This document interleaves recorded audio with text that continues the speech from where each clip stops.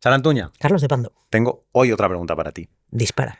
Si hicieran una serie sobre tu vida, Mm. ¿qué actriz o actor o quien quisieras te gustaría que interpretara tu personaje a ti? Vale, la respuesta que me brota automática es un teleñeco. Pero, y no voy a argumentar, ¿vale? Voy a dar la Ujú. respuesta, te la dejo ahí y te devuelvo la pregunta. Creo que me encantaría que mi personaje lo hiciera Jovic Keuskerian.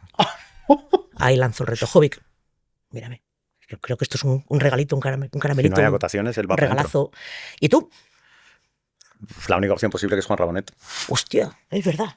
No Hay digo un más, parecido no digo aquí, más, tampoco digo más. Ya está. Hay un parecido. Está bien, está todo bien. Te Bueno, pregunto esto porque vamos a hablar de autoficción y vamos a hablar con Javi Giner, que ha Ujú. hecho una serie para Disney que se llama Yo Adicto, que se basada estrena. en su propio libro, en el que cuenta su proceso de desintoxicación. Sí, Vamos a hablar de escribir sobre uno mismo, de sobrehonear dirigirse. sobre uno mismo y dirigirse a uno mismo. Y nada, pues esto es. Pues vamos Y de- con Javi Giner y yo adicto. Venga. En esto ya se ha hecho.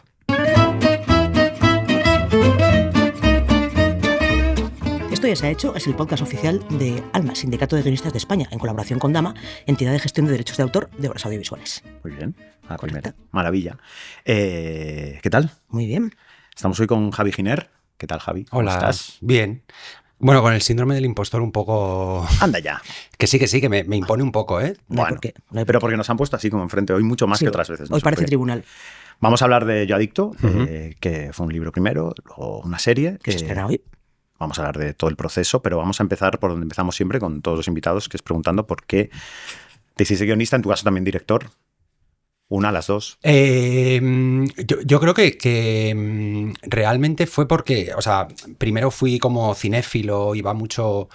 Yo crecí en Baracaldo, era un lugar muy gris, cerca de los Altos Hornos, y entonces yo recuerdo que mi madre me llevaba mucho al cine y luego en el colegio hice teatro y tal, y empecé a descubrir que mágicamente había como o sea, que los que hacían las cosas no eran los actores, sino que había gente detrás que de alguna manera pues desarrollaba esas historias o las dirigía o tal.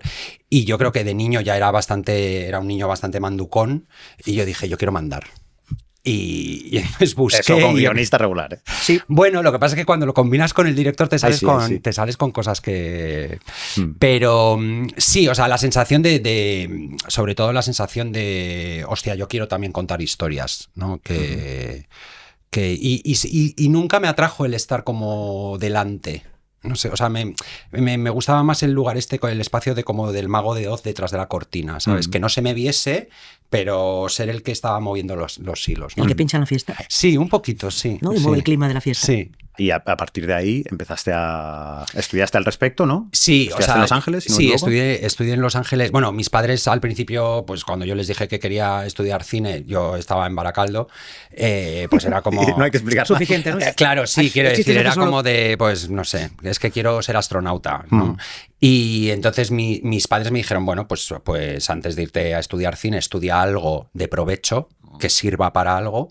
Y entonces yo estudié empresariales internacionales. Au. Ya, en ICADE. ¡Ostras! Sí. Y ¿Estás bien? sí, bueno, Sí, a las bueno. pruebas me remito. Y luego estudié cine. Y luego a partir de ahí, pues bueno, pues lo que es la vida de muchos de nosotros, quiero decir, pues hice cortos, intenté levantar no sé cuántos guiones de largometraje, se cayeron todos.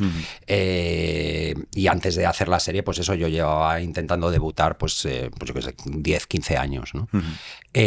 Lo que pasa es que de alguna manera, o sea, es un poco hippie esotérico lo que voy a decir, pero ahora que debuto, digamos, con esta serie, claro, la perspectiva del tiempo nos vuelve muy listos a todos, ¿sabes? Toro pasado. Claro, a toro pasado todos tal, ¿no? Pero es verdad que yo, por ejemplo, todas las decepciones que he tenido durante estos últimos años en la sombra de proyectos que no salen adelante, guiones que se quedan en un cajón, guiones que no llegas a terminar porque tal, de repente sí tengo, o sea, tengo la sensación de que tiene todo el sentido debutar con... O sea, había algunos guiones que yo había escrito que decía, bueno, esto me representa muchísimo y esto habla de cómo yo veo el mundo y tal. No salieron y de repente me encuentro con esto y digo, no, es que esto era con lo que yo de alguna manera tenía que debutar, ¿no? Claro. Entonces, a eso me refiero, que creo que todo pasa por algo.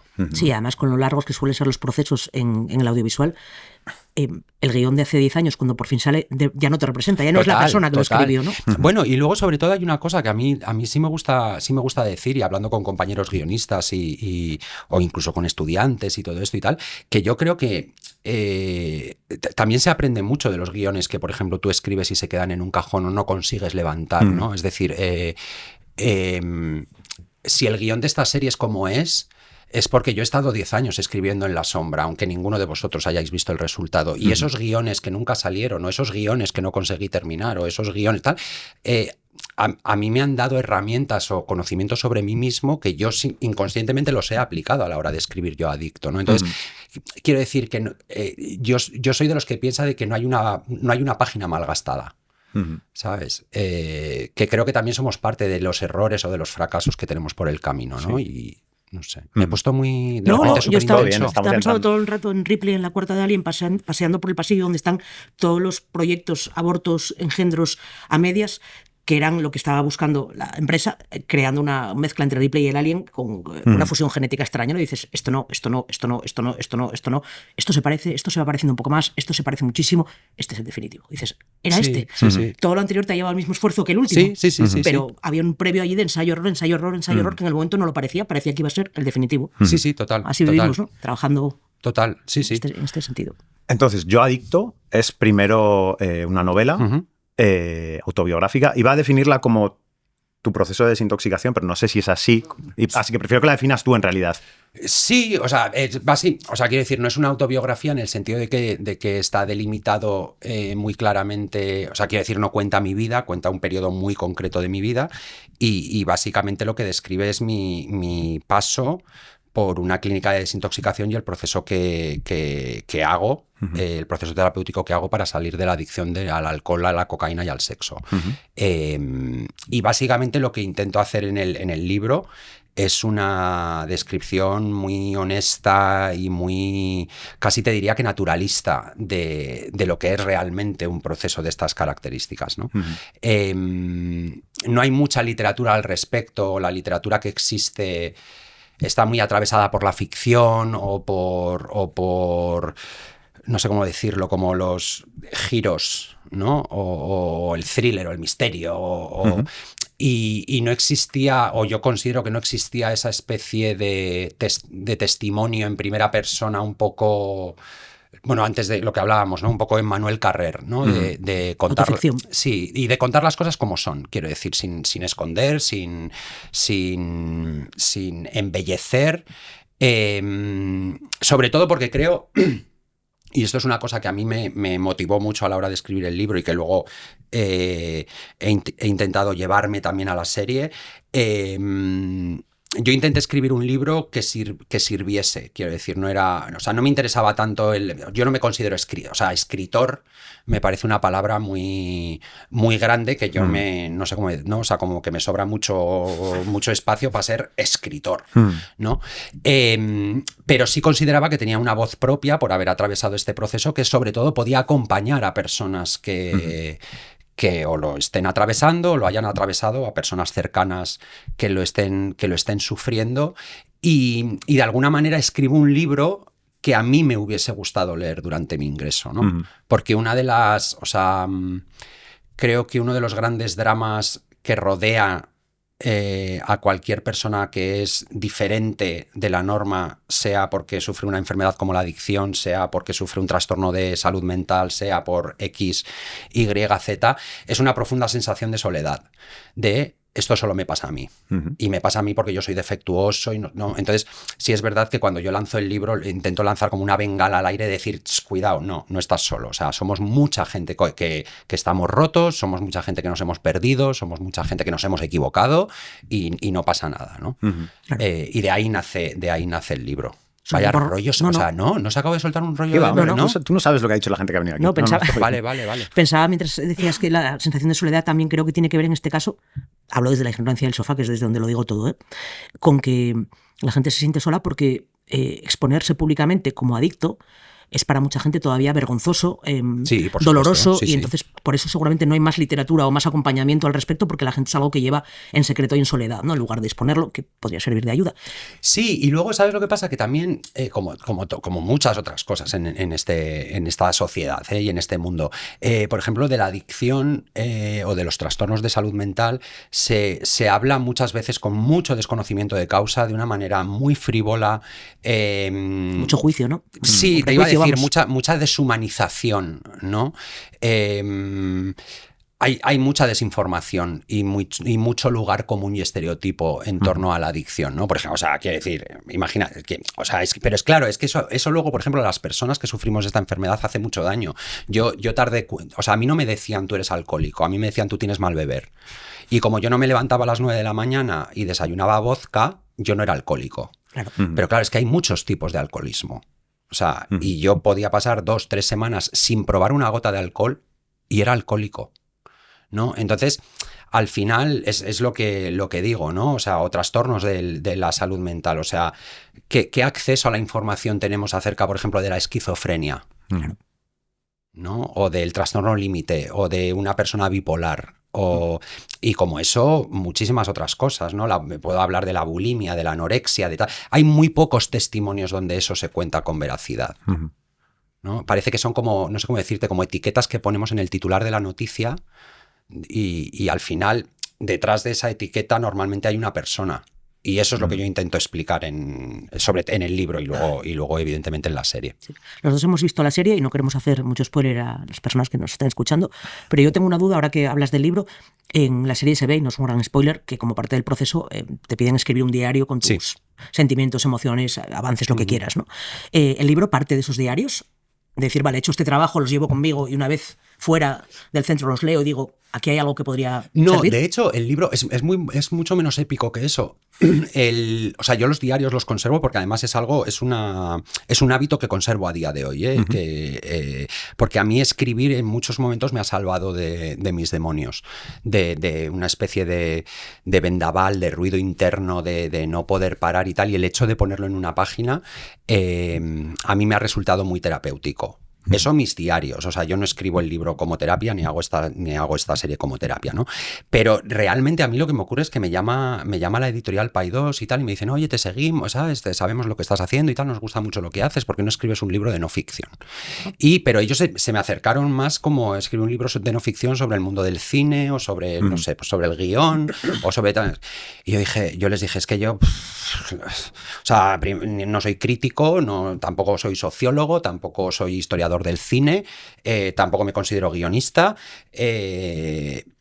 entonces realmente es que yo no me veo como, no siento que tenga una voz autorizada para escribir o sea, no soy Robert McKee, para que nos entendamos, ¿no? Y entonces le digo, bueno, déjame dar una vuelta a ver qué se me ocurre que sea de no ficción, no sé qué, no sé cuántos. Y a las 2 semanas así estoy estoy pensando y tal, y dije, hostia, yo quiero contar esto.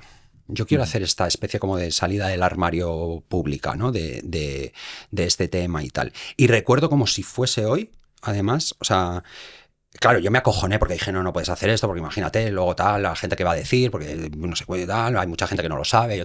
O sea, la gente ya algo se lo olía porque yo llevaba como 12 años sin beber alcohol y imagínate, una persona que no bebe alcohol, las veces que yo he tenido que responder lo de, pero ¿por qué no bebes? Pero ¿y qué te pasa? Pero ¿por qué no bebes? Sí, Pero sí. ¿y qué te...? ¿No? Y yo, bueno, no me apetece, bueno, porque tampoco es que a la primera que te lo va a preguntarle, no, es que soy alcohólico, ¿no? Pero es verdad que yo estaba muy acojonado a la hora de hacer como esa salida del armario, ¿no? Pero es que me acuerdo perfectamente, o sea, me estaba duchando una mañana y pensé, fue como una epifanía y dije, tienes que hacerlo porque igual ayudas a gente como a ti te han ayudado, ¿no? Y eso eliminó absolutamente cualquier tipo de miedo y de vértigo y fue lo que dije, a por ello. Y si quieres empezamos a hablar ahora un poco de la serie, pero vamos a hablar de la transición del libro, que además, entiendo, se publica, va muy bien. Sí. Va muy bien. O sea, a ver, para mí el éxito del libro, yo se lo dije a la editorial, y además creo, ahora no lo recuerdo porque hace tal, pero creo que en el prólogo del libro lo digo, o sea, que yo no escribo este libro ni para los críticos literarios ni para tal, sino que lo escribo para personas anónimas que están ahí fuera con las que yo me quiero comunicar y tal. Y a los pocos meses de publicación del libro me empiezan a llegar mensajes de gente que está ingresada en clínicas y que están utilizando el libro como terapia. Y para mí eso fue ese para mí fue el éxito. Cuando de repente alguien me llamaba, me escribía por redes o tal, mi psicóloga me ha recomendado que lea tal, yo ahí dije, ya está. Aquí hemos conseguido el objetivo. Puedo descansar. Sí. Correcto. Sí. ¿Y el salto del libro a la serie es algo natural? ¿O sí, te llaman también, a ti? O sea, ¿te llaman o lo piensas tú y dices... No, me llaman, o sea, soy cero épico en mis respuestas. No, o sea, yo creo que ya estamos en un periodo, digamos, o en una... bueno, que ya tenemos una industria, por pequeña que sea, pero bueno, existe una industria y yo creo que ya hay muchas productoras que están al quite de qué libro funciona, qué libro no, qué libro tal. Y recibo como varias ofertas para comprar los derechos del libro y una de ellas es la de Aitor Gabilondo y entonces yo me reúno con Aitor. Yo puse siempre dos condiciones sine qua non, además, que eran que yo tenía que estar como productor ejecutivo de la serie, que tenía que ser creador y que tenía que dirigir. Pero no por una cosa de ha llegado mi momento y ahora lo quiero todo, sino... Es tu historia, ¿no? Claro, a mí me daba mucho miedo que de alguna manera una historia que para mí representa un periodo tan oscuro y tan doloroso de mi vida llegase en algún momento del proceso a verse desvirtuada de alguna manera, ¿no? Porque claro, al final yo es una serie con la que tengo que vivir el resto de mi vida y lo que está puesto en pantalla pues soy yo, son gente a la que quiero, es mi familia, son momentos muy íntimos y muy dolorosos, entonces un poco como autoprotección de alguna manera puse esos condicionantes. Entonces Aitor los aceptó. Bueno, a Aitor en concreto le puse otro condicionante que fue yo quiero que tú la crees conmigo, es decir, no la quiero crear yo solo, que ahora si queréis entramos en esa ¿por qué esa decisión?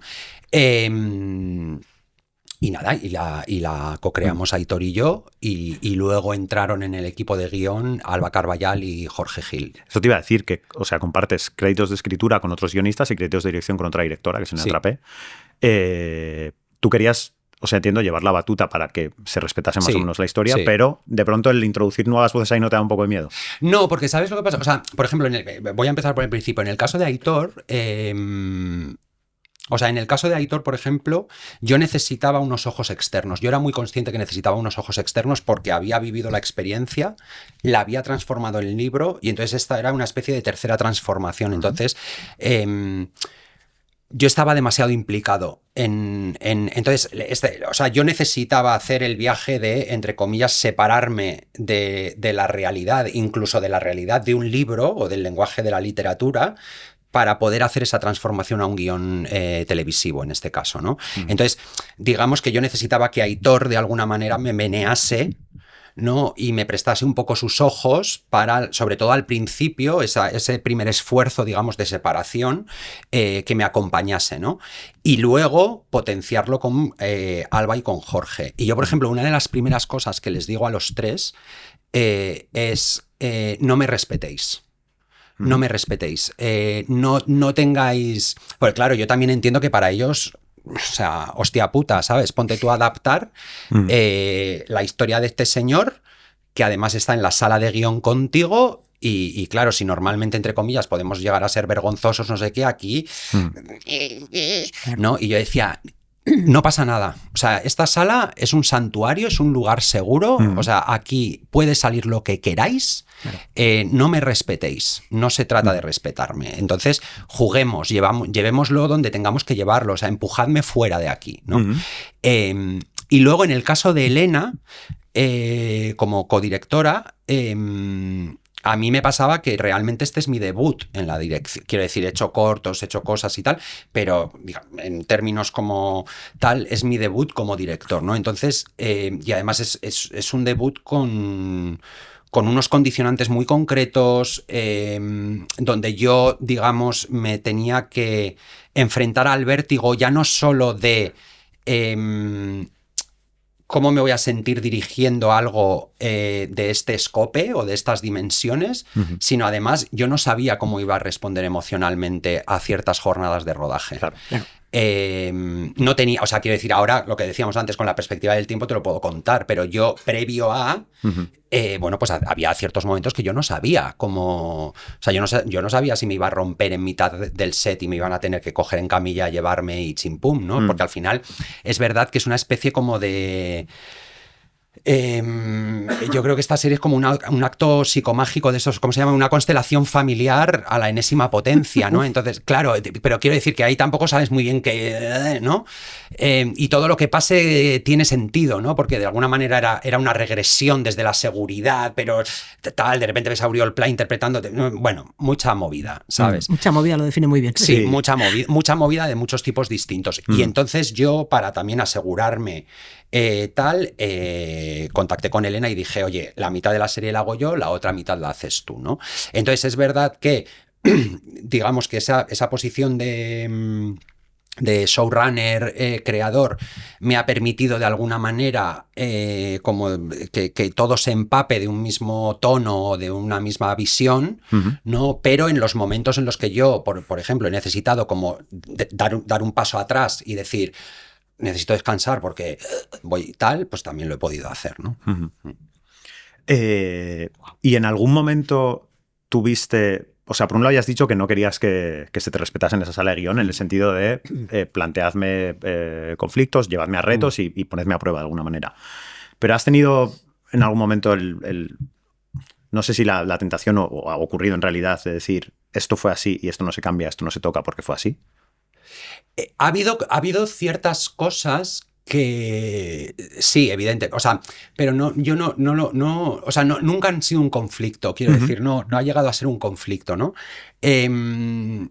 Yo, por ejemplo, desde el principio, y ahí tanto Aitor como Alba, como Jorge, como Laura Rubirola, productora ejecutiva, como todo el equipo de actores, etc., yo siempre he tenido, o sea, tenía un compromiso muy, muy, muy, muy férreo con la realidad. Es decir, o sea, no hay nada en la serie que no haya ocurrido en la realidad.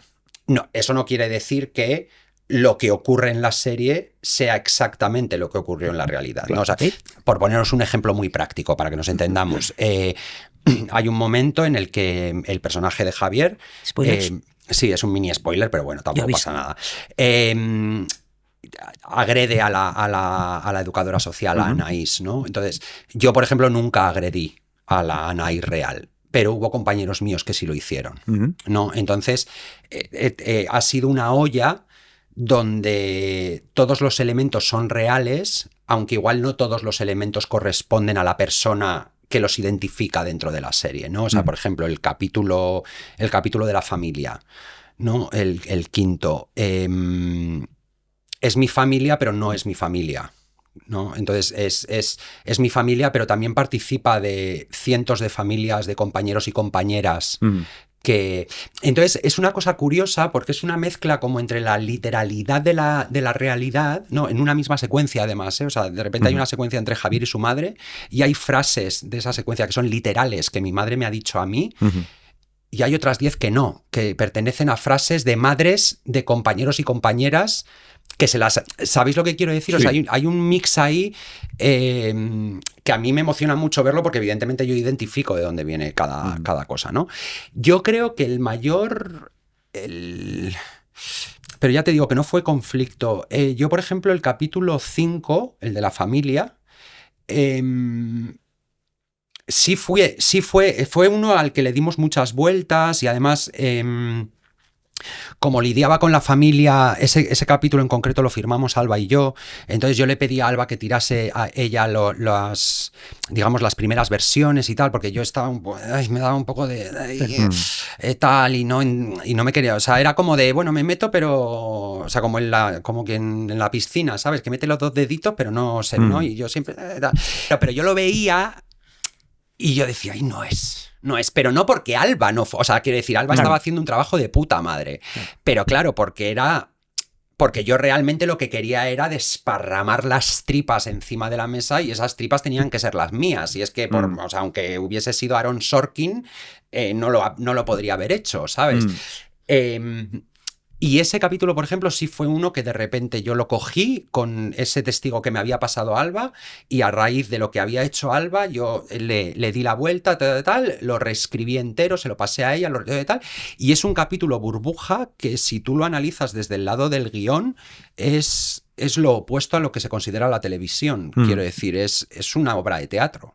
O sea, el capítulo... Yo lo vi y dije, Oriol se lo ha pasado teta. Claro, pero el capítulo... como buen actor, tiene que haber estado aquí. Es un monólogo de... Claro. Sí, el capítulo 5, de hecho, es como todo lo que en todos lados te enseñan que no puedes hacer y que no debes hacer, ¿no? Sin embargo, yo sentía que tenía que ser así. Y yo estaba... O sea, no llegó a ser un conflicto, pero yo estaba preparado para defender con tanques y con lo que hubiese tenido a mano que ese capítulo tenía que ser así, que tenía que ser una pieza de cámara y que la secuencia en cuestión, que ahora todo el mundo está como de wow, el gesto, no sé, tal, que esa secuencia tenía que durar lo que dura y que tenía que ser ese tipo de capítulo, ¿no? Pero, por ejemplo, eso es algo que yo sentía muy instintivamente que tenía que ser así. Y digamos que todas las normas y todas las reglas que nos enseñan o que leemos o que tal decían lo contrario, ¿no? Pero ahí también yo creo que las reglas están también para romperlas. Me da la sensación de que hablas todo el rato de que lo que querías defender en la serie tiene que ver mucho más con el fondo que con la forma y que el apego a la realidad no es una cuestión tanto como de apego a los hechos como de apego a las emociones en el fondo, ¿no? Sí, de hecho, o sea, una de las primeras cosas, por ejemplo, que yo le digo a Elena cuando nos sentamos y tal, le digo, Elena, tú y yo tenemos que conseguir desaparecer como directores.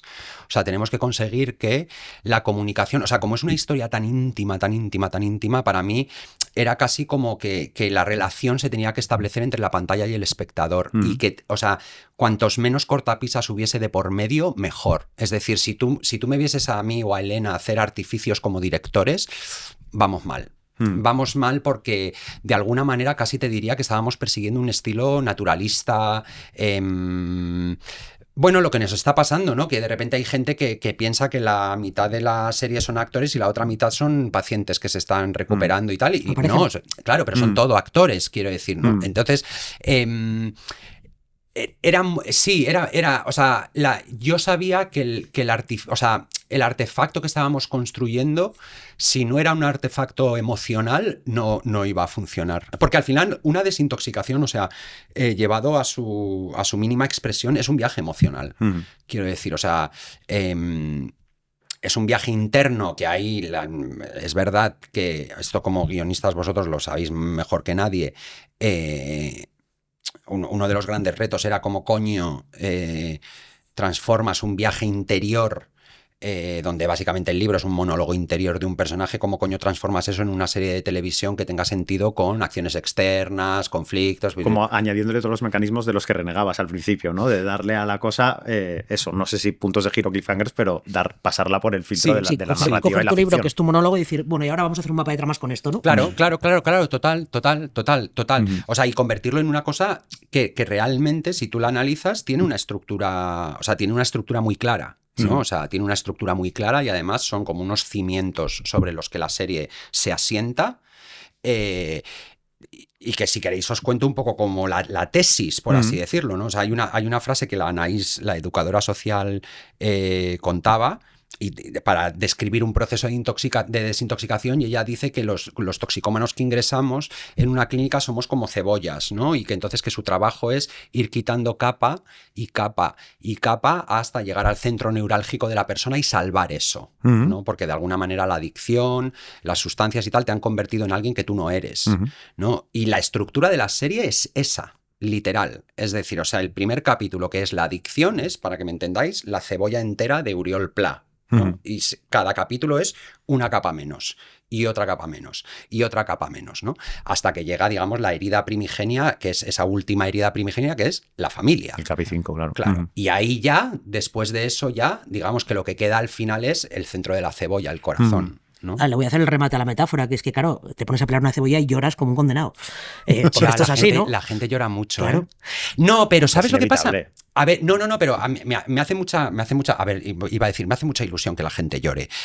Mala persona. No, pero sí ha habido un trabajo muy, muy, muy exhaustivo en todos los ámbitos, ¿eh? O sea, primero en guión, después en dirección, después en el trabajo con los actores, después en pospo y todo eso de intentar crear un artefacto muy emocional, pero que no fuese sensiblero.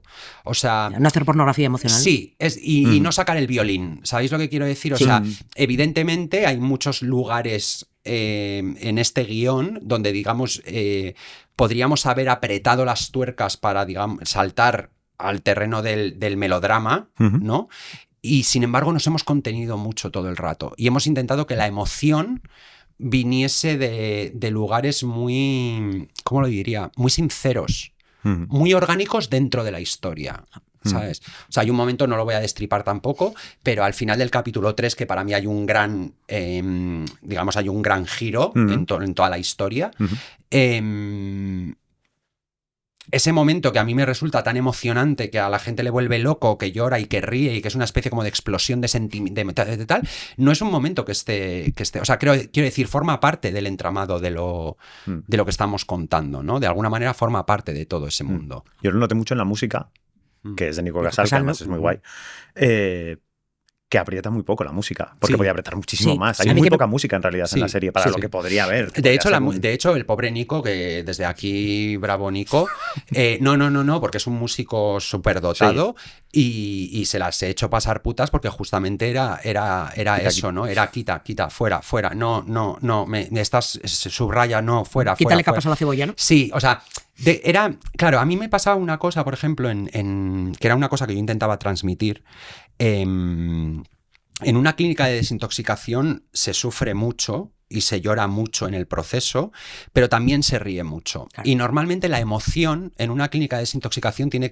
Porque al final, quiero decir, o sea, estás jugando todo el rato con dos opuestos, que son la vida y la muerte, y es así de salvaje, quiero decir. O sea, suena muy heavy, pero es así de salvaje. Es la vida y la muerte, ¿no? Y es como la risa y la lágrima, ¿no? Pero yo recuerdo mucho...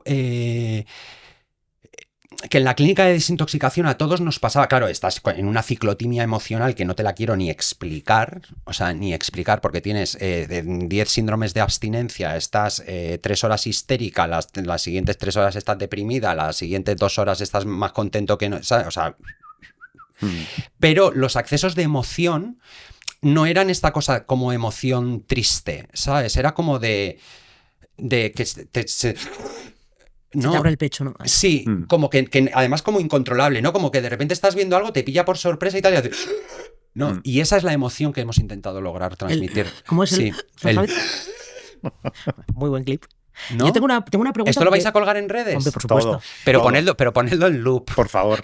Yo tengo una pregunta porque mientras contabas lo de la música, que efectivamente es un recurso que creo que está muy bien empleado en la serie, a mí me generó dudas desde el minuto 1. Esto puede ser prejuicio mío, ¿eh? Igual los espectadores, las espectadoras no lo comparten. La voz en off, tío. Era como, si se trata de un ejercicio tan sincero, por un lado la voz en off puede ser absolutamente sincera, pero por otro lado inevitablemente te recuerda que estás viendo una ficción. Te saca un poco de esta cosa casi documental que tiene el centro. ¿Fue una decisión inicial, posterior, que a veces pasa que dices, se me han quedado cosas? No, fue una decisión inicial, de hecho. Y te explico por qué está tomada esa decisión. Porque al final, claro, esa voz en off para mí es una especie, o sea, es un recurso. A mí personalmente, y esto es una opinión mía personal, que no tiene por qué ser compartida por nadie, que es, a mí las voces en off, entre comillas, gratuitas, me molestan mucho. O sea, cuando yo veo una voz en off o cuando escucho una voz en off en un guión y no entiendo de dónde viene, quién me lo está contando, por qué me de tal... Pero es verdad que yo quería que tú, al terminar la serie, por las cosas y las formas en las que te hemos contado esta serie, entendieses el recurso de la voz en off, ¿no? Y hay sin hacer spoilers, se entiende ese recurso de la voz en off, ¿no? Porque a mí también me parecía importante explicar, entre comillas, las reglas del juego. Es decir, explicar que no te estoy contando todo, que no te estoy contando todo de todo el mundo, que es importante y es ético y es necesario que yo, como creador y como guionista, y lo hago extensible a Aitor, a Alba y a Jorge, respetemos la privacidad de otras personas que no han tomado la decisión de contar esta historia, que no soy yo. Y te guardas cosas, claro. Claro, o sea, hay ciertos, digamos, agujeros, ¿no? Para mí, o sea, para mí la voz en off, fíjate, en vez de distanciar era como que acerca, ¿no? Porque para mí siempre esta serie ha sido como el personaje de Javier Giner contándote la historia individualmente a cada uno de los espectadores, ¿no? Esta especie como de maestro de ceremonias que tú, entre comillas, no descubres hasta el final. Claro. Y hablando de eso, hablando de la gente y las cosas que nos has contado, ¿cómo ha recibido la gente que ya la ha visto y que de alguna manera participa en la historia, la serie? Pues mira, o sea, los dos únicos nombres reales en la serie son el mío y el de Anaís López, que es la educadora que interpreta a Nora Navas. Anaís fue asesora de la serie, o sea, Anaís ha estado con nosotros desde el principio, incluso estaba en rodaje. Por eso os digo que de repente ha sido como un acto, por momentos ha sido acto psicomágico. O sea, estar yo con Anaís sentado en el combo, dándonos la mano, viendo a Nora y a Uriol interpretarnos a los dos, ¿no? Que es un poco como... Extraño todo, ¿no? Sí, te vuela un poco la cabeza, la verdad. Anaís está muy, muy, muy orgullosa de la serie, muy orgullosa.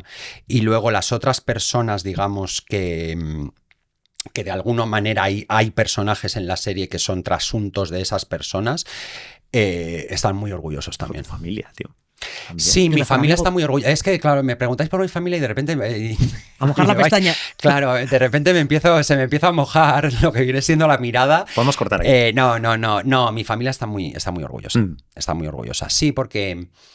Claro, joder, a ver, la familia, lo he repetido en alguna entrevista, ¿no? La familia están en primera línea de todo y el gran drama de una enfermedad de este tipo, como de otros trastornos, es que la persona se autodestruye, pero también destruye a los que tienen a su alrededor, ¿no? Y ahí la familia es la primera línea, ¿no?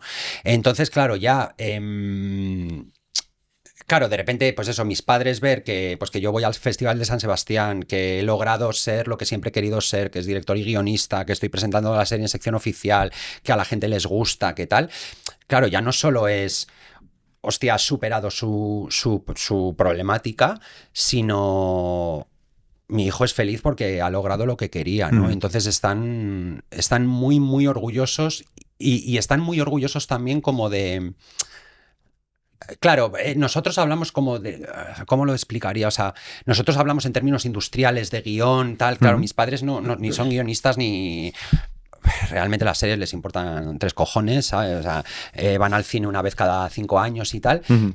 Pero de repente ven a su hijo intentando hacer algo por ayudar a gente que está ahí fuera y eso les hace sentir muy orgullosos.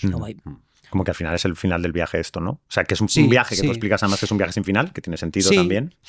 Sí, o sea, yo es verdad que tengo la sensación, es cierto lo que decía antes, o sea, mucha gente me pregunta, pero bueno, ¿y es terapia? No sé qué. Digo, no, o sea, la terapia es lo que hago detrás de una puerta en una consulta de una psicóloga una vez por semana. Y vamos jodidos, si esto fuera la única manera de hacer terapia, ¿no? Tener una serie... Sobre todo porque creo que es bastante imposible contar una historia de estas caras. O sea, quiero decir, a mí justamente lo que me ha permitido contar esta historia es que, digamos, que estoy curado, ¿no? Si no hubiese elaborado todo lo que cuento en las series, si no hubiese transitado todo eso, evidentemente no la podría haber contado, ¿no? Sí tengo la sensación de... O sea, a ver, no es el final del viaje porque espero seguir haciendo cosas. El final del viaje de esta historia, sí, quiero decir. Sí, y tengo la sensación de haber dejado atrás una especie como de etapa de mi vida. Tengo la sensación de haber entrado en... como si fuese Madonna en mi nueva etapa. ¿Sabes lo que te quiero decir? Fantástico. Sí. Redescubriéndote, reinventándote. Todo el rato. Madonna total. Sí, pero hay algo como de, ya está, ya he dejado al yonki atrás, ¿sabes? Y ya he hecho, quiero decir, ya he contado todo lo que podía contar al respecto, ya he hecho todo lo que podía hacer al respecto y ahora los brazos abiertos para nuevas aventuras. Claro. Sí. Y vamos a preguntarte un poco por el curro con los actores, sobre todo con Uriol Pla, que es un trasunto tuyo y además está, a mi entender, está increíble en la serie, es una cosa loquísima. ¿Cómo curras con él en el sentido de... O sea, llegas y dices, tienes que hacer esto, o sea, pásate un mes conmigo y entonces... Joder, ¿sabes lo que pasa? Que o sea, me lo preguntáis todos y la realidad es que no sabemos cómo contarlo, o sea, no sabemos cómo lo hemos hecho. Esa es la honestidad O sea, te podría... a ver, evidentemente, hemos sido dos absolutos inconscientes y kamikazes. No solo Uriol y yo, en general todos los actores. O sea, no hay... O sea, yo a posteriori, de nuevo, una vez hecha y una vez terminada, a mí me parece casi un milagro que se mantenga en pie, porque quiero decir, o sea, es una serie tremendamente arriesgada en millones de detalles y uno de ellos es específicamente los actores, quiero decir. Son personajes muy fácilmente estereotipables o de esta cosa de... Este es mi bolso del actor y aquí te voy a sacar yo todos mis tics y mira todo lo que yo puedo hacer, ¿no? Un poco como con el músico, ¿no? O sea, de mírate, te puedo poner 5 violines, toma la sinfonía y tal. Y yo, no. Quita la mitad. Eso es. Con los actores pasa un poco exactamente igual, ¿no? Yo les decía, no estáis interpretando a enfermos mentales, estáis interpretando a seres humanos. Entonces, antes de interpretar la enfermedad mental, veamos quiénes son estas personas, ¿no? Y ahí sí tengo que decir que los actores me han seguido... lo decía en San Sebastián, o sea, yo me tiraba así por el barranco al vacío de venga, a ver qué pasa, y cuando me daba la vuelta venían 25 conmigo, ¿no? Y no se podría haber hecho de otra manera, quiero decir, era o todo o nada. Es verdad que nos podíamos haber pegado una hostia de no levantarnos por el resto de nuestras vidas, pero parece ser que no nos la hemos pegado. Así que... Con Uriol ha sido un trabajo de más de, pues prácticamente un año juntos, que en el audiovisual, como bien sabéis, es impensable.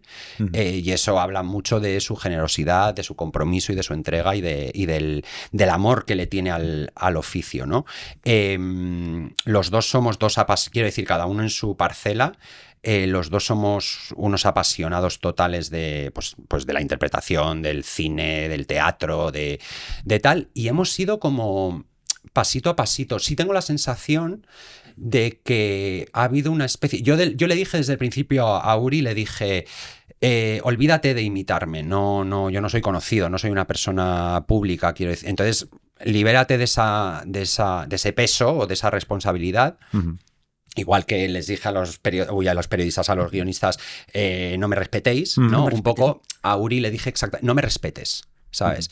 El Javier de la pantalla debería de ser, o tendríamos que llegar a conseguir que sea el hijo que tú y yo nunca tendríamos, ¿no?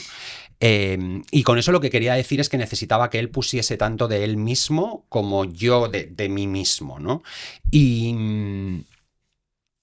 ha sido un trabajo muy minucioso, muy meticuloso, de ir poco a poco, donde periodos de ensayos, digamos, más clásicos... pues yo qué sé, hemos estado 2 meses ensayando, haciendo mesa, analizando, tal, luego hemos dejado de ensayar y 1 mes nuestros ensayos eran básicamente conocernos, o sea, volvernos amigos, hacernos amigos, yo darle acceso absolutamente a todos los espacios, o sea, Uriol me conoce como no me conoce nadie en el mundo, o sea, Uriol además, yo desde el principio lo sabíamos los dos que teníamos que hacerlo a tumba abierta y sin ningún tipo de barrera, y yo me abrí y le dije, aquí estoy yo, ¿sabes? Entonces, todo lo que necesites y tal. Y luego, sobre todo, un papel de estas características, todos en general, pero especialmente un papel de estas características, se hace con mucho cariño y con mucho cuidado. Con mucho cuidado. Yo siento que yo adicto, Uri y yo, la hemos hecho como, por así decirlo, 2 funambulistas en la cuerda floja, ¿no? Y cuando él perdía pie, entonces equilibraba yo, ¿no? Y cuando yo perdía pie, equilibraba él, ¿no? Hablabas antes de que es una serie en realidad que vas a tumba abierta y vas a contarlo todo y a desnudarte de alguna manera. ¿Hubo problemas con esto? O sea, quiero decir, porque tú eres muy poco condescendiente contigo mismo en la serie. O sea, de hecho, en el primer capítulo cuentas un par de cosas que dices, hostia, esta persona, cuidado. Quiero decir que es así. ¿Hubo alguna línea roja que te dijeran de esto por aquí no, de esto no vamos a hablar, este tema mejor no tocarlo? Porque además es bastante explícita la serie. Sí. No, realmente no hubo... O sea, cuando os decía al inicio de la conversación la condición esta que yo digo de quiero ser co-creador y productor ejecutivo, showrunner, como lo quieras llamar, es básicamente para cuidar eso, ¿no? Es decir, para mí... había ciertas cosas, o sea, no tenía sentido contar esta historia para contar una historia dulcificada o para contar una historia que no fuese veraz o para... no sé cómo decirte, sacarme de la manga todos los trucos de guionista que tengo para que la gente se entretenga y ¿no? Era otro tipo de proyecto. Entonces, para mí era muy importante que o se hacía así y se respetaba esa especie como de alma inasible del proyecto, o no tenía sentido que lo hiciésemos. Entonces, una vez que Sofía Fábregas de Disney apuesta por la serie, lee el libro, entiende la serie que queremos hacer y dice adelante, no hubo. De hecho, te debo decir que en algún momento incluso nos pidieron más. Sí. Pero claro, por ejemplo, la gente se sorprende mucho, en el buen sentido, se sorprende mucho de la poca autocomplacencia que tengo hacia mí mismo en la descripción del personaje al comienzo de la serie específicamente, ¿no? Pero es que la realidad de la adicción es esa. Quiero decir, el gran drama de la adicción es que te convierte en una persona que tú no eres y te descubres haciendo cosas que no quieres hacer y que en el fondo que te hacen sentir mal, que te están autodestruyendo, ¿no? Entonces, claro, es que el viaje del personaje es ese. O sea, yo cuando veo, además había un tema mientras escribía, que era que normalmente, o sea, hay varias secuencias en el primer capítulo que a mí me resultan extremadamente incómodas, extremadamente incómodas. Y recuerdo perfectamente estar escribiendo y llamar a Hitor y decirle, hostia, tío, o sea, físicamente estoy literalmente incómodo porque me parece un hijo de puta la persona que estamos, y me parece un gilipollas, y yo le patearía la cara a esta persona. Pero es que ese es el drama de la adicción. Entonces, cada vez que yo sentía pudor, vértigo, incomodidad, no sé qué, no sé cuántos, iba como un toro Miura hacia ahí. O sea, en vez de hacer el moonwalk y retirarme y decir, no, bueno, voy a intentar... Decía, no, es que es ahí, es que es ahí. No, porque si no... Claro, al final, si yo estoy intentando, digamos... comunicarme con personas que están sufriendo esto. O sea, es como si yo hubiese hecho la serie en una terapia de grupo, ¿sabes? O sea, he hecho esta serie y escribí el libro de esta manera para otros compañeros adictos, ¿no? Y entonces, esos compañeros adictos saben cuál es la realidad. Entonces, yo no puedo mentir a esas personas. Y yo no les puedo decir a esas personas, no tengáis vergüenza, pedid ayuda, y yo seré el primero en tener vergüenza, ¿no? Entonces, evidentemente, yo me muestro como un monstruo. Pero imaginaos, quiero decir, eliminemos que soy yo, eliminemos tal, no sé qué. Es que hay personajes que son hijos de puta. Sí, claro. Y es la única manera que tienes de contarlos, ¿no? Además, la cosa va un poco más allá, creo, vamos, haciendo el análisis después, a toro pasado también, después de haber visto la serie completa, ¿no?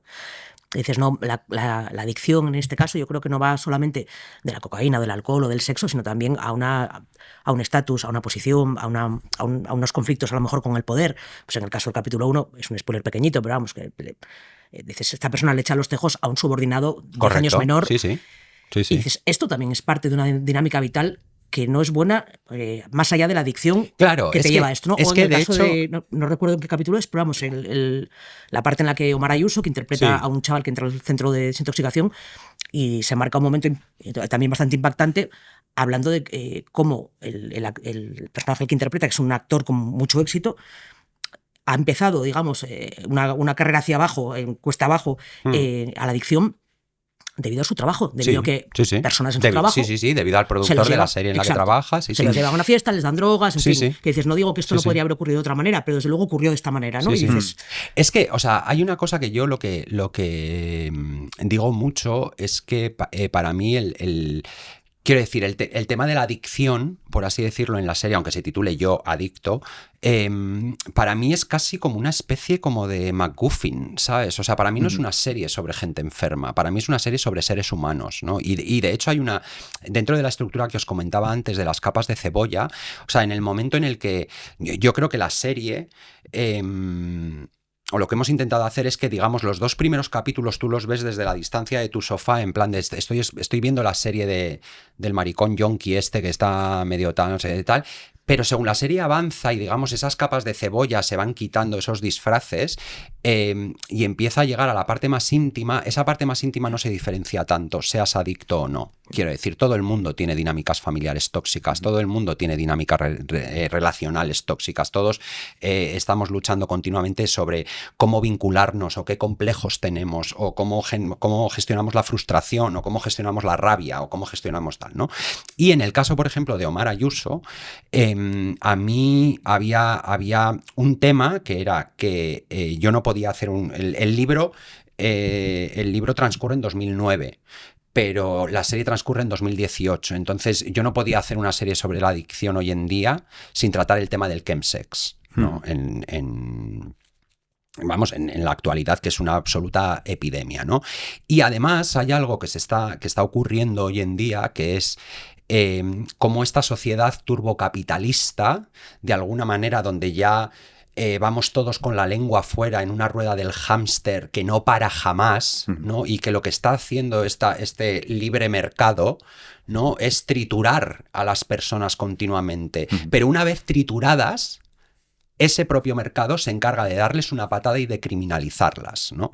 Entonces, el personaje de Omar, para mí, lo que representa es un joven en busca de un éxito que nunca va a llegar a las dimensiones que él quiere, porque es una especie de zanahoria del burro que cada vez que te acercas se aleja un poquito más, ¿no? Cómo es capaz de destrozarse a sí mismo para servir al sistema, ¿no? Y cómo esas personas en espacios de poder abusan de todas esas otras personas, ¿no? Y básicamente las exprimen hasta que las rompen, y cuando dejan de servirles, les dejan tirados en la cuneta, ¿no? Y eso, a distintos niveles, nos ocurre a todos. Quiero decir, o sea, lo que le ocurre al personaje de Omar Ayuso, digamos que es algo en la parte, por así decirlo, grave del espectrum, ¿no?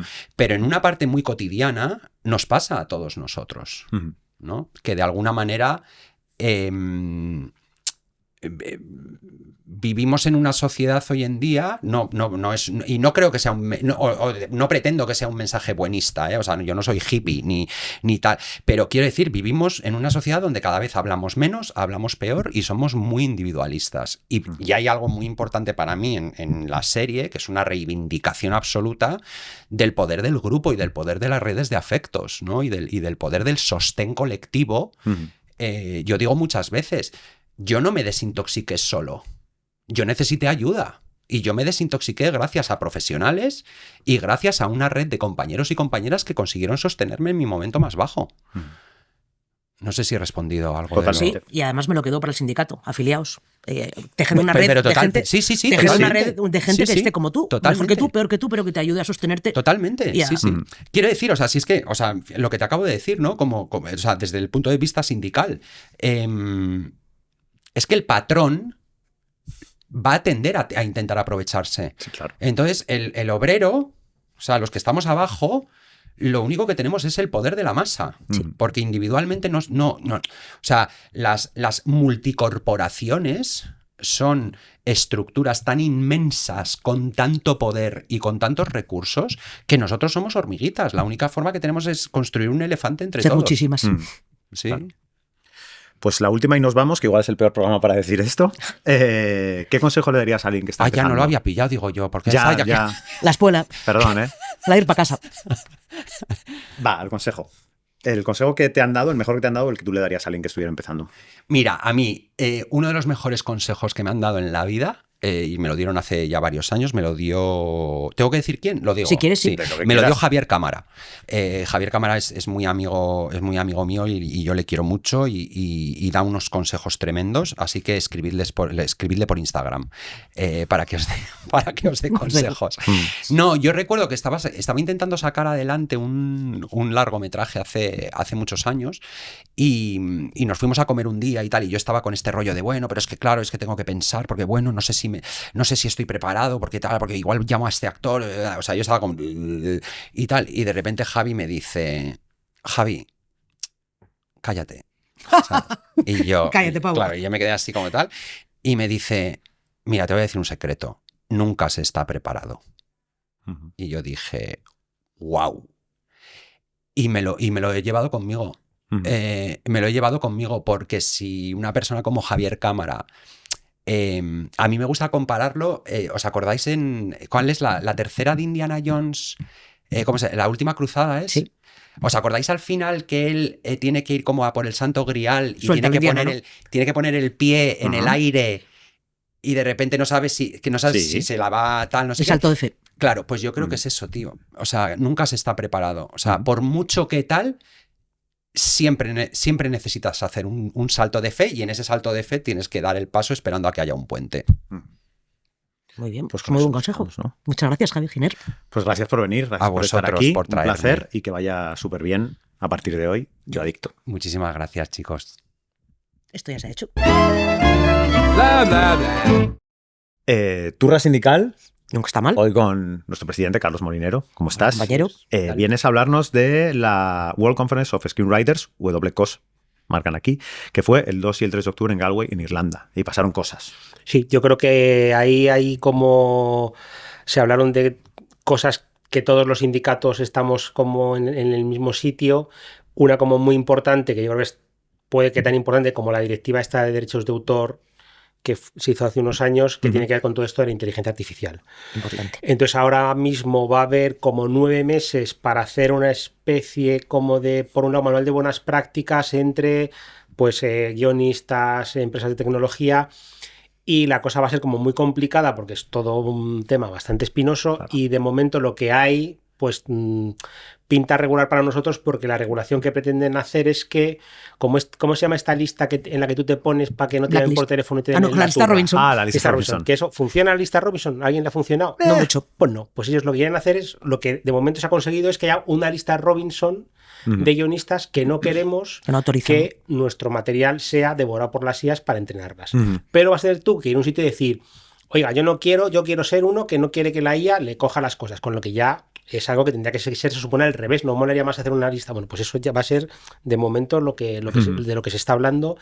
Y luego también hay una cosa ahí, como que yo creo que sí está todo el mundo bastante de acuerdo, que fue como muy divertida, una cosa que dijo alguien del sindicato canadiense, que con esto que empiezan a decir de, bueno, pero se puede usar un material de partida y entonces tú luego reescribes. Entonces te dijo, oye, somos el sindicato de escritores de Canadá, no el sindicato de reescritores de Canadá. Correcto. Y yo creo que la cosa es intentar no ser reescritores. Y yo hoy sí me parece que pasa por algo que tenemos que entender los que escribimos, que por un lado es esto, no es inteligencia artificial, esta cosa que decía Chomsky, son algoritmos de copia muy evolucionados, claro. Y que esto que hacemos muchas veces de voy a jugar con el ChatGPT, todo eso alimenta a la bestia. Jugando, es alimentando a la bestia, y sobre todo es una bestia que ya ha denunciado George Martin y Grisham a estos, porque han dicho, claro, es que hacéis novelas como las mías porque me la habéis copiado, jodíos. Entonces es que eso es trampa. Y eso que es algo como que está muy metido entre los guionistas, el drama que hay es eso ahora, cuando se abre el melón, ¿qué se va a hacer? Porque eso ya se ha hecho. Claro. Y las ideas ya han sido entrenadas así. Entonces, ¿eso qué es lo que va a pasar? ¿Cómo se hace para que eso no las puedes desentrenar? Eso va a haber algún tipo de remuneración. Bueno, todo eso está en el aire, y ahora hay como 9 meses que yo creo que estaremos como pendientes de la FSE, que es quien va a llevar esto en Europa, para ver cómo evoluciona, pero vamos, va a ser algo como lento, porque hay mucha gente ahí intentando pues llevarse ahí el gato al agua. Guionistas, vuestro sindicato trabaja por estas cosas que sí, son yo creo que el futuro. Que eso, además, esta cosa de la IA que nos parece como gracioso, es que como nosotros tenemos esta cosa como chispeante de vemos un robotito amiguetil, que no es un robotito amiguetil, no. Que son unos forrados malvados, que hasta esto de los de ChatGPT, que eran una cosa sin ánimo de lucro, ya el que le han dado el Nobel ya ha dicho, no, es que estos son malos y ya van por el lucro. O sea, que todo esto que siempre te lo empiezan vendiendo como es gratis, y luego al final pues te roban el alma y ya está, y lo que no es el alma. Lo que decía Vigalondo, ¿no? El otro día, no sé si Vigalondo o Rubén decían que si el problema no es la inteligencia artificial, son los cabrones que se intentan aprovechar de ella, claro. Sí, la pistola sola no mata, ¿no?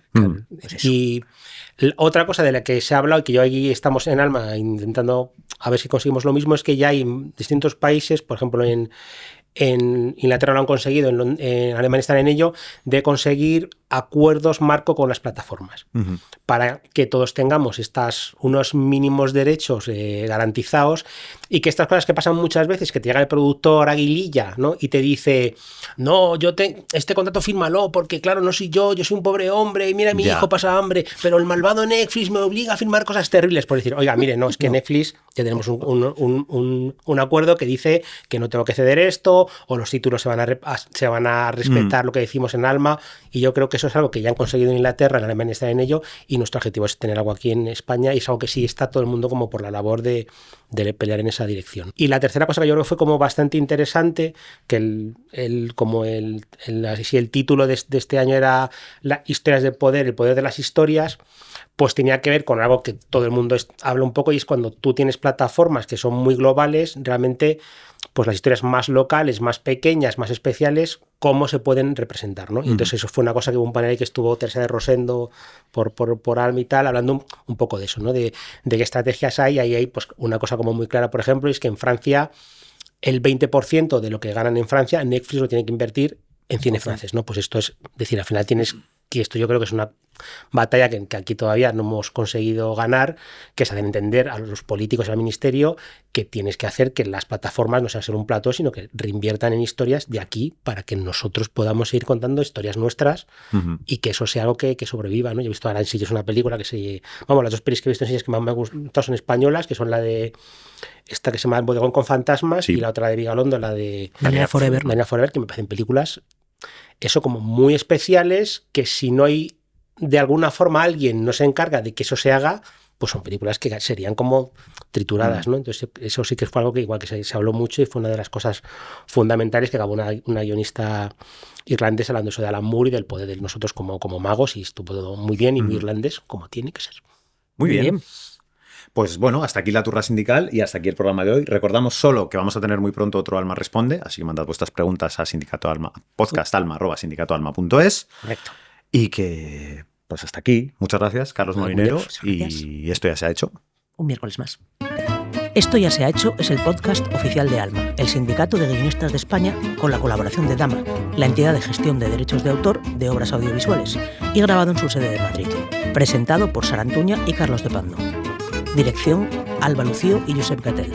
Guión, documentación y producción, Pablo Bartolomé, Diana Rojo, Borja González Santaolalla y Cristóbal Garrido. Producción y prensa Alma, Julia Iago, Ana Pineda y Laura Escobar. Diseño gráfico, Borja González Santaolalla. Realización y edición de Lemon Juice. Música, Music Library.